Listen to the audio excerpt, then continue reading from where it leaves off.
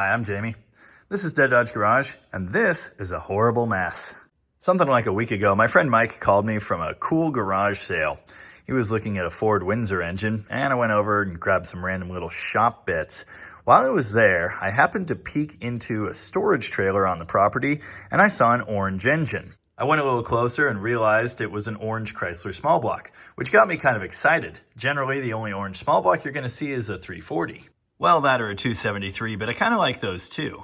And of course, the hot rod parts on top inspired additional confidence. Unfortunately, over here on the passenger side of the block, I found a casting date of 3/12/75. And on the driver's side of the block, which we kind of can't see right now, it clearly said 318. So that's less exciting. Or is it? Because this thing has good stuff all over it. It's got timing tape. It says direct connection on here somewhere. Obviously, we've got the valve covers in the intake. It also has those fancy high-performance Excel spark plugs. Now, maybe someone just dressed this up to look like a performance engine and it's bone stock inside. Or maybe there's some good stuff lurking in there. I don't know, but today I'm planning to find out. Let's get this thing out of the back of the truck and dangling precariously from the lift and start tearing into it. Yes. Careful-ing. Absolute perfection. 318. No, not the most exciting small block, but if you know these things, you know it is possible to squeeze some power out of them. I'm seeing some red engine paint under a lot of this orange. Note the oil pan is painted a weird, like, robin's egg blue color, but there's red under that too. That is your standard cruising model car oil pan. Note it is from the 60s. It's got the weird little tit-style gasket. This timing cover bolt hole was damaged. You can see they had to put a nut on top to get some threads there. There's the direct connection marking on the timing tape. Very interesting. I did slightly break the fuel pump, but I doubt it was any good. The quiet wire. Some of the plug wires hanging on the engine are those. Some are some orange auto lights. Apparently the dipstick tube had to be replaced at some point. You know, this was probably a truck engine converted with the car pan and the car dipstick and tube. I take that back. Pretty sure this is a truck tube. It's much longer than the old school car ones. I like T-handles for valve covers, and I will not apologize. I think they're cool looking, and the best thing about them is it's really easy to just pop the valve covers off and take a look. It is a little bit harder when you slightly drop an engine on them and bend them, but anyway. At the same place I found the engine, I bought a bunch of loose T-handles too. I'm gonna start putting these on every engine I build. The internet's gonna hate it. Every time. Hello, adjustable rocker arms. These are the stock 273 rockers. I've put these on multiple builds and extolled their virtues many times on the channel. They're a little crusty here where moisture was getting in, but it looks like these were actually all cleaned up before they were installed. I also see shiny new valve tips and retainers and stuff. These do appear to be stock type single wire springs though. If you know me, you know I love these old school finned valve covers. What I paid for the engine was almost worth it for just these and I don't know, maybe the intake. This one might be trickier. That stud's like totally corroded in there. We'll see. Nothing to it. Yeah, obviously there's some rust and stuff, some corrosion dust coming down off various bits of the covers, but overall it looks decent in here. This was obviously a running engine. You can see lots of oil pooled up and such. Small block aficionados will have known right away these were the smaller 318 type head. Obviously they don't say J or X or U or anything like that on them, and they've got the smaller port sizes. Given that information, the casting number right here, which ends in 920, is the best possible case. Right next to that casting number, we've got a date code of 2216. So the 221st day of 1966, I believe. That's wrong. It's February 21st, and we'll get back to that in a minute. That probably makes these 1967 production heads. These would have been found on 273s or 318s in 1967 only. I explained in an Engine Wednesday video a while back that the 920 heads are actually the best option for building a performance 318. I was looking for a set myself for my 273 build for quite a while, until I got these ones from Tim. But now I've got another set, and they really don't look bad at all. Now these heads were used on 67 318s, but the rockers certainly came off of a 273. The 318 LA was born with a hydraulic lifter setup, so you never would have seen these on one. That tells me that these rockers and probably these heads came off of a 1967 273. The next question is, because we have these adjustable rockers, does that mean we also have a solid lifter cam? Yes, we do. Look at that. I don't even see any rust down there. which means if this is an actually good cam, we may well be able to reuse it. I fully expected this thing to be good for nothing but a core, various pieces and such, but seeing what it looks like inside, obviously ignoring the rusty stuff and the bits we'd have to vacuum out, I think this might be a runnable engine without too much hassle. I have not tried to turn the crankshaft yet. Let's do that now. If it turns, I'm gonna get excited. Okay, it doesn't do that. This is a bit of a fun balancing act. Oh, wait. Oh, there it goes. Oh, that was nice. Just a little bit of back and forth. Now it turns like nothing ever happened. Did hear a snapping noise from one of these valves, so we could have sticky valve problems with this. Again, seeing the little bits of rust, there's been moisture in here, so that's no surprise.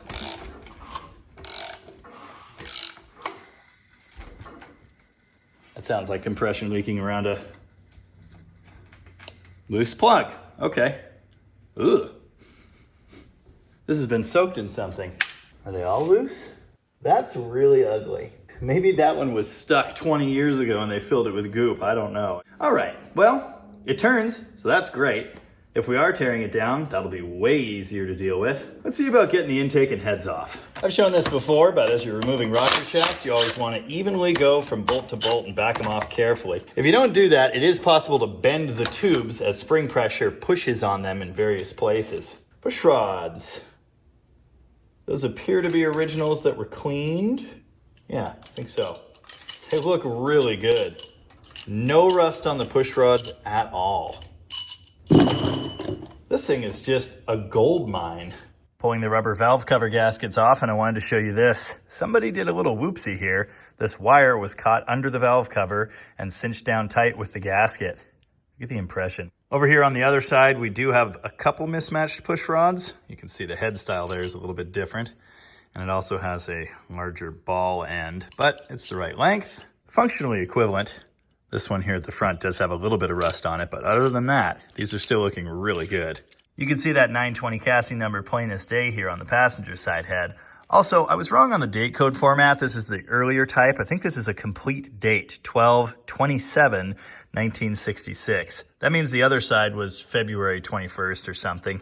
This is a big block head with the later date code style. Notice that says 0412. That would be 41st day of 1972, I believe. I mentioned I found this thing at a garage sale. It was kind of an estate sale type deal for a local gentleman who passed away recently. He was a bit of a hot rodder. He seemed to mostly enjoy 1940s Chevrolets. He didn't seem to be too concerned with what brand of engine he used. There were Oldsmobile engines here, Ford engines, Chevrolet engines of course, and a couple Chryslers. We'll be seeing the other engine I bought in a different video. Anyway, my guess is this was last installed in something that was not a Chrysler product, and that would probably help to explain why the coil is mounted right where the throttle hold-down bracket usually would be. I vacuumed most of the rat turds and tree garbage off of the top of this thing. It's encouraging to see someone shoved a rag down the intake hole. That means they didn't want debris getting in there because they may have had hopes of running this engine again. I couldn't read where it says Street Master 318 at the front of the manifold when I first saw this thing because it was covered in gunk and nastiness, but I knew it was one because of this shape around the rag. Only the Street Master has that weird diamond thing. That looks like it would be pretty restrictive, and I'm sure it is, but these manifolds were apparently pretty good for torque production. This is just your standard cruising model single point small block distributor. It appears to be locked solid, or maybe welded solid. Kind of doubt it though. I think this is a 60s vacuum advance module. It says something on here. Can't read it. Anyway, one of the nice features of the small block Chrysler engine compared to say the small block Chevy is you don't need to take this distributor out to remove the intake, but it does make getting to that bolt easier.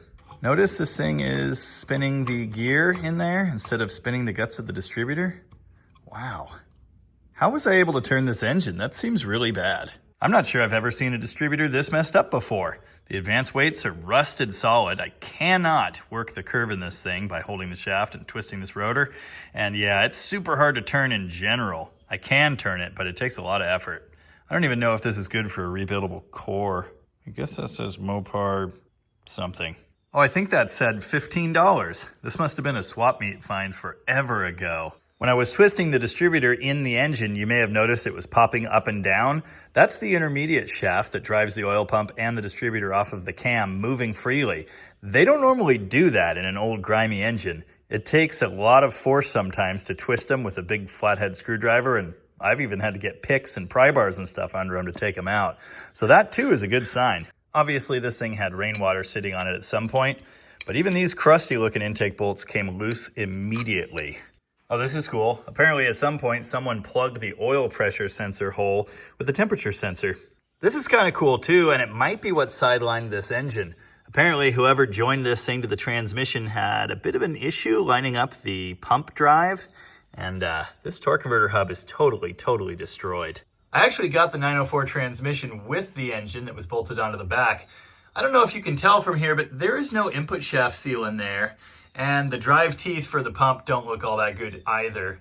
Knowing that converter was crammed into those at some point, I don't think we trust this thing, and it's probably going right in the scrap pile. Well, that's unfortunate. You can see this converter has been rebuilt, and it has a sticker on it that says high stall. I would have loved to have saved this, but again, it's totally destroyed. I could have it rebuilt again, but it's just as easy to have a better core with a usable hub rebuilt. The engine allegedly rolled over on the oil filter side here because it wasn't balancing on the pan the way I thought it was. I've added a wood block so I don't die now. That's good. Anyway, when the thing rolled over, all of that goop came out of that number 6 cylinder, and I still don't know what it is. It smells like old gas mixed with, I guess, oil? I don't know. It's odd. With all the annoying middle intake bolts and the bypass hose removed, it's hammer time. I always prefer to beat on intakes and heads and things like that instead of using a pry bar. Pry bars can bend and damage things, but sometimes they're really stubborn, and a gentle prying is kind of your only option. Ooh. Okay, I need more hands. Yeah, got it. Oh.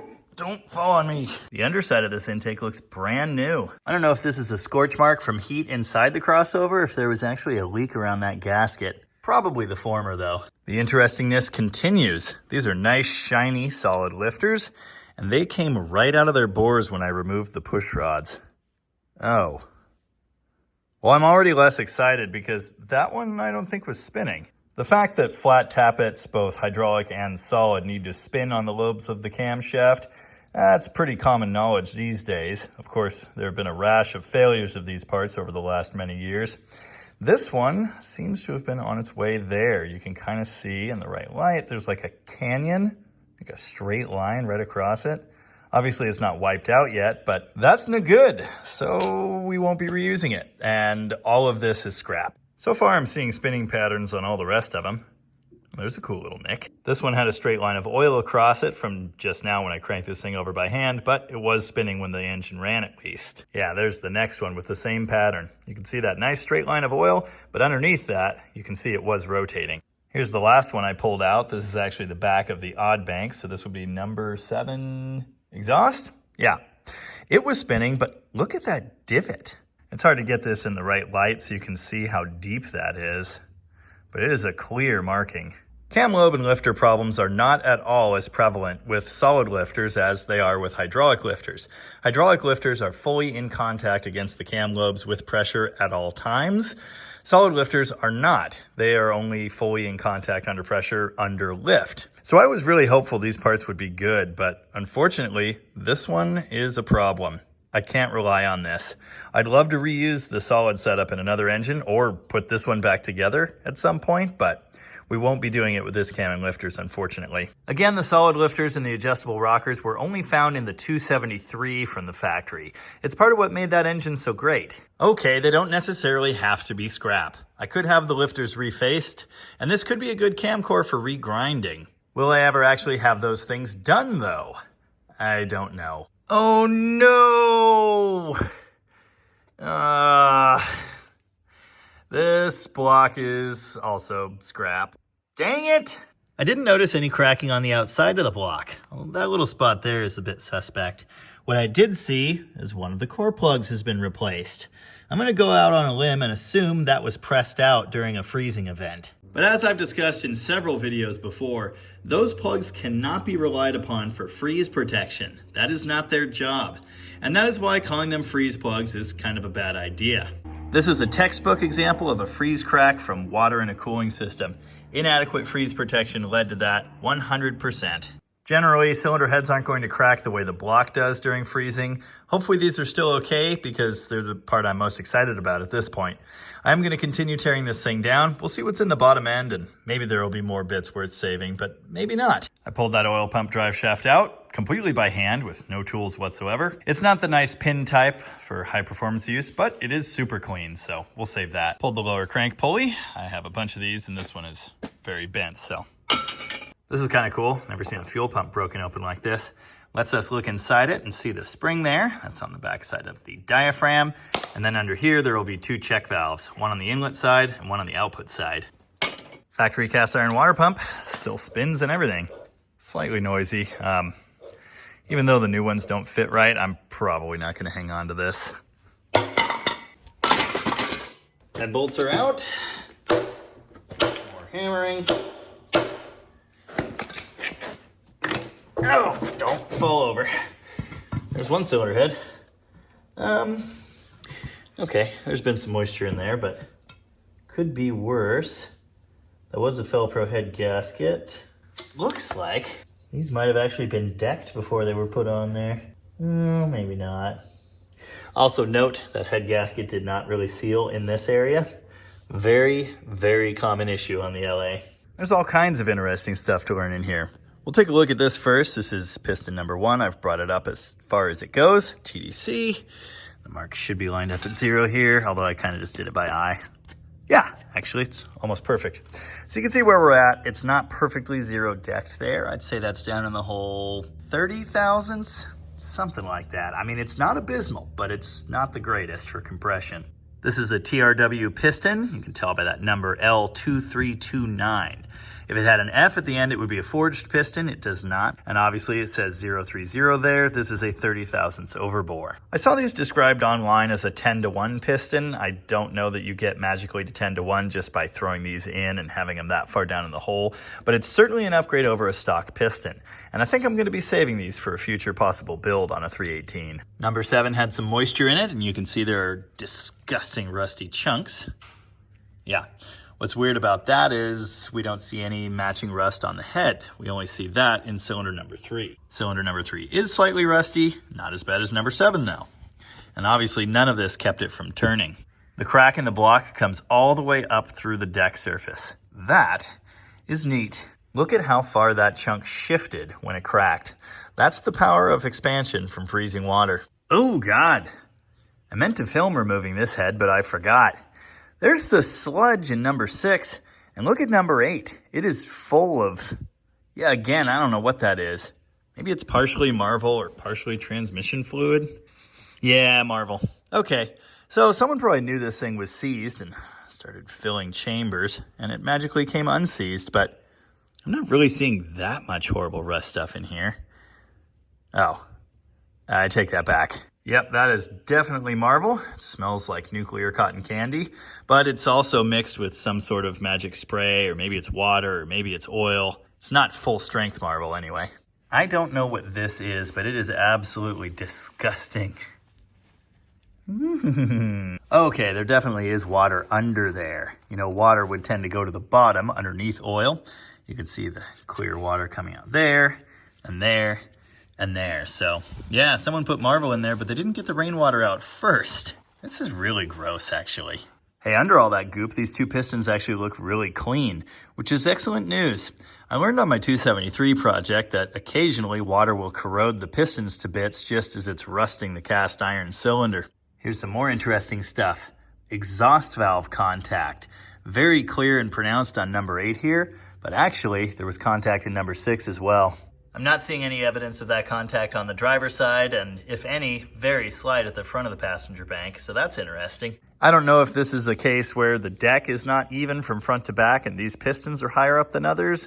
I don't know if this was a sticking valve issue. As mentioned, I did hear a popping noise on this head, but whether that was a previous issue that was happening while it was running or just happened due to moisture and sitting, I don't know. This head gasket almost sealed over cylinder 2. It didn't seal at all over cylinder number 4. Look at that. And the others are very similar. This was cylinder 6, the one that was full of all the goop. That is not the prettiest. These heads would definitely need cleaned up and decked before being used, but I don't think they're horribly rusty enough to make them scrap like everything else here. There is absolutely zero ring ridge in this engine. You can just kind of see a buildup of a little bit of carbon there, but there's nothing. It's perfectly straight. This thing was bored, it was assembled, it was run very briefly, and then it died. The rust in here is on the minor side too, and that's pretty obvious given that the engine did turn. I could have honed this. For obvious reasons, we won't be doing that. At some point, I want to do a video about identifying an unknown camshaft. Checking the lift is super easy out of the engine, but to get duration numbers, you kind of need a degree wheel and you need to be able to turn it with a timing set. And so this would have been a good opportunity to do that. However, because I can't possibly use this cam, I'm not going to bother this time. We'll revisit that in the future. Pulling the balancer is always an obnoxious job. Not because it's hard, but because I have to get up and go grab a special tool. Anyway. Woo! I was chastised by a commenter once for calling this part a harmonic balancer because it doesn't balance anything. Couple things. First, no, it doesn't balance anything in this particular application, but in a 360 or a cast crank 340 or many other engines, there will be a balancing weight here. Or perhaps a scallop taking weight off of one side, like on this particular part. This is called an external balance engine, and there are many of these out in the world. It also was not my idea to call them that. It's a generally accepted term by the automotive industry, so I don't know, take it up with them. It's this kind of pedantic nonsense that makes the internet a pretty miserable place to be sometimes. But we'll soldier on. Anyway, there's nothing special at all about this balancer except for the direct connection timing tape, which is kind of neat. I don't actually need timing tape in my life because I use one of those dial back timing lights generally. It does have a bit of a groove in there, but it's not too bad. I don't know, I guess we'll save it, but it'll probably never get used in a million years. This pad over on the passenger side is generally for VIN stamping, and we don't have that here. So this may well have been an over-the-counter replacement block. I'm gonna drop the oil pan off now. I really don't know what this weird pale blue paint is about. But what I do know is I once bought a slant 6 engine with a friend for his Dart that was painted that same exact hideous color. Well, that ain't right. Somebody boo-booed the pan end rail seal really bad. You can see the little tit just wasn't locked into the hole and it rolled in there. Admire the double silicone job on this oil pan gasket. Hopefully this comes off relatively easily with the hammer treatment. It might end up destroyed though. That keeps happening. You know, I was savagely beating it over on the other side and it didn't seem to have loosened at all. I did hear the tone change as I was hitting it. Decided to come over here and give this side a whack and what's already separated. I guess they missed the silicone treatment through here. You know, I strongly considered draining this oil before I removed the pan, but then I didn't. Anyway, see that purple sheen on top of the oil? That would be Marvel Mystery Oil. Must have been seeping past those pistons after they put it in the cylinders. Yeah, that's a pretty cool trick. These end rails can definitely be a big pain. Early style, new style, doesn't matter. They're all obnoxious and hard to fit in these corners right. The biggest question I had was whether we'd find a factory cast crank in this 75 engine, or maybe we'd find the better forging, but no such luck there. You can just tell by the construction here, this is a cast crank. You would never see these nice hard corners on a forged crank. They're always more rolled, and they just look crappier in general. I fully expected to find a high volume oil pump in here, and that's what we've got. You can see the part number right there, M72HV. That's a good melling. It even says USA on it, and we know it doesn't have much runtime, so that will be a saver. Okay, there actually is some sludge buildup on this oil pickup, but you can tell it was shiny and new as well. Yeah, we'll probably save that too. It's missing a flex plate bolt. Guess I'll save the other 5. Also, that is a bushing for an input shaft, so at some point this engine had a stick behind it, or at least this crank did.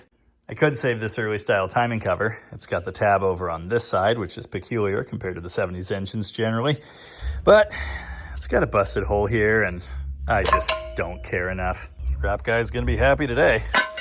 We will save the deflector. I need these often. This keeps oil away from the front seal. Look how clean that is. Kind of surprised to see a standard factory type timing chain here. It's a little sloppy, but they kind of always are. Note the dot on the cam gear is pointing up. That means I did actually put this thing at TDC 1 and not 180 degrees out. Didn't do that on purpose, it just happened. I've mentioned many times that dot up on the cam gear is actually TDC1, and dot to dot on the gears is 180 degrees out or valve overlap. One silly commenter told me I was wrong about that. Well, he's wrong about me being wrong about that. This was new, but it's not worth saving. Note this thing does have the early style cam retention. It's got the plate, 4 bolts with no hole, and no little dripper thingy on here. Got the camshaft out, looked on the back for a maker's mark, and there it is. This is an Urson High Flow. It's got a number of B92S9. I'm assuming that's their grind number or something. We're here, so I decided to measure the lift for fun. The first thing you do is you grab your digital caliper and you zero it on the base circle. Then you spin the caliper up onto the lobe and record the number you get. I can't do this with one hand. Okay, I get 0.30. That is our lobe lift. Now we multiply that by our rocker arm ratio and we'll find our valve lift. It's pretty easy to do that math with 0.30. That's 0.450. 450 lift in this cam. It's a while later and I'm sweating, which is unusual. Anyway, getting those pistons pulled out now, and I'm seeing a lot I like. For one thing, we've got clips here for the piston pins. That means this is a bushed rod, a full floater. Nice. They would have pulled those out of a 273 or, again, a 1967 318 as well. Also, 1968 318s still had those, maybe not all the time, but some of the time. And poly 318s, or even earlier poly engines, technically used the same rods with the bushing. I've talked about this in previous videos, I just wanted to flesh the details out there. These pistons do seem to look really good. There's a little bit of scunchy nastiness around the rings, and obviously carbon here, but overall, pretty good shape. Rings are moving freely, so yeah, these are definitely savers. Here we've got markings on the backside of the first rod bearing shell, 2130 CP, that's a part number. 20 thou undersize. So our crank is probably going to be 2020, although we'll check a main bearing to verify that. We actually do have a good bit of wear here. It looks a lot like that rod bearing I took out of that 426 Hemi recently. And you can see the shiny lines. Little bits of debris must have been stuck in this bearing. I always like to look for a date code on the backside of bearings to get some vague idea of when an engine was put together, but we don't have that on these for some reason. We've got a really interesting line pattern in the cap and in the rod. The bearing shows the same pattern, so I don't know which caused it, but it's kind of weird. Here's piston number 2. Note the grinding marks. This engine was balanced. Also, the second ring in these is shiny. The top ring is not. I'm pretty sure those are Molly rings that are supposed to be in the top that someone accidentally put in the second groove. Either that or they've just worn shiny. Admire all the horrible gunk stuck against many of these rings. This stuff is why your revived engine smokes, but eventually kind of sort of stops smoking, or smokes less, hopefully, as this crap works its way out of there and the rings start moving again. I rolled the block upside down and I've got the main bolts and caps off now. Here's a look at the main bearings. They look a lot nicer than the rods. Yeah, see, these still look good. The rod bearings, not so much. Looking at the crank, there's a pretty serious groove in that rod throw. That one's nice. Main journals are still nice. Yeah, this is almost a usable crank. I suppose we could just ignore that and call it a good one. Of course, it's a cast crank, and I have multiple spare forged cranks, so is it worth saving? I don't know, probably not. The last thing on earth I need is more spare main caps for a block I don't have anymore, so these are going right in the scrap pile. Should I save the bearings? No, not worth. Did go looking for a date code on the mains and did not find one. Weird. There's like always a date code. I don't know what brand this is, but do better.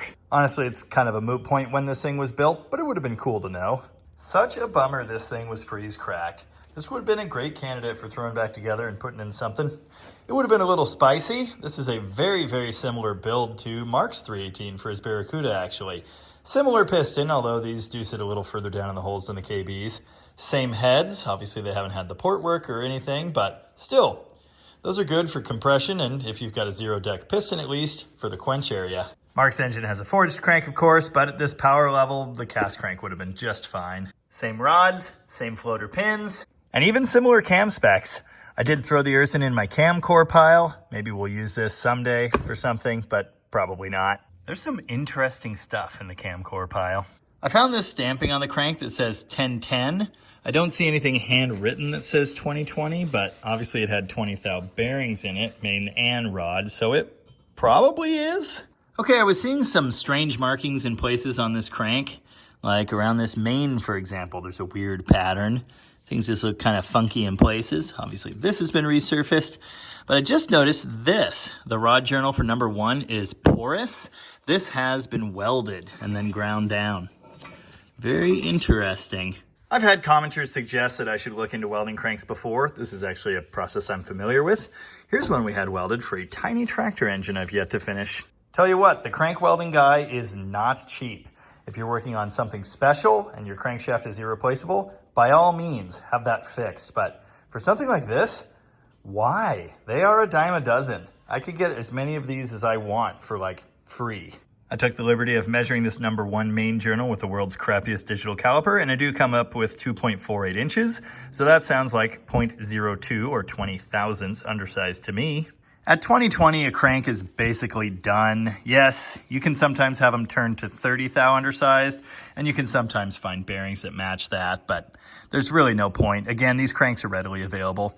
I'm not going to scrap this one right now. I'll add it to the pile, but I don't think I'm ever going to use this. That one groove is not the greatest. Man, what a roller coaster. First, I thought this engine was a boat anchor. Then I thought it was a viable candidate. Then I realized it was a boat anchor again. And I'm left wondering if this was more profound disappointment or win. I bought this engine with another engine and a pile of loose stuff. I think I paid $150 for it, basically. And frankly, that was worth it. The MT valve covers alone are worth something like that. The Street Master intake is a solid $100. 920 heads are going in the $150 range as well. Maybe a little bit more now that I've told everyone on the internet that they're great. I don't know if this is worth anything. Maybe $50. If it was in perfect shape, yeah. I don't think 273 rods are super valuable. I have 3 or 4 sets of these now, but I'm happy to have them. These ones have been reconditioned and they're in pretty good shape. And the pistons, well, they're used and they're not the super heavy forgings, which is kind of a good thing actually. These could definitely go into a future build and I'm happy to have them. What are they worth?